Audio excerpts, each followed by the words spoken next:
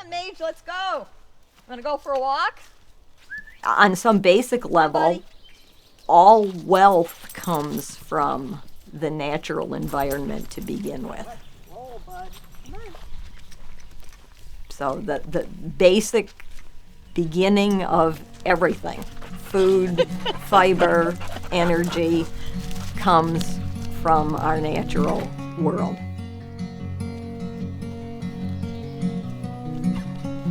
It was always sort of a theme in the background of my life, but probably not till we moved here to Wisconsin, where we lived on a really large farm down in the Hancock area, and 500 acres of that was wooded, and I was a grad student. I had enrolled in a master's program here at Stevens Point, and I think it's at that point that being involved in the outdoors and caring a lot about what happens in the outdoors became a central part of my life. Being a student at that time, we're talking about the late 1970s, was really an amazing opportunity for me to actually be here as a grad student at the time when most of the original creators of the College of Natural Resources were here teaching. Dan Trainer hired me as soon as I graduated to be his assistant, and then he started to tell me that I needed to go get my PhD. I had a kid, I had a farm, I had a husband, I had a 70-mile, 140-mile round-trip commute to Madison every day, and I went there thinking I was just going to get this done with and get on with life. Well, it turned out to be the thing that just opened doors everywhere for me. Taking that first class from Dan Trainer and then going to work with him was the thing that changed my whole life.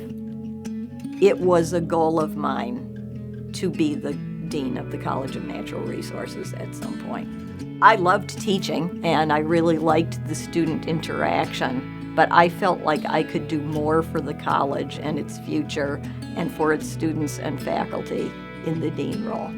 If I had moved up in academia, my kids, if you will, would have been all the kids, all the subject matters. But I was committed to the thing I was committed to, which is natural resources management and conservation. When I look back over the years on when I went to the College of Natural Resources and what it is today, it's literally night and day, because it was male-dominated when I was there. And so it was really perfect timing for Christine as dean to jump into that role as she did, because right now I think a lot of our wildlife grads are female. So I think she's done a great job of attracting great females in the field, and we have them in our organization as well. I am first and foremost a conservationist, a person who has made a difference to the future of natural resource management in many different ways in my career. One of those ways was creating the Becoming an Outdoors Woman program, because it has allowed thousands of women to go out and do things that they maybe never could have done.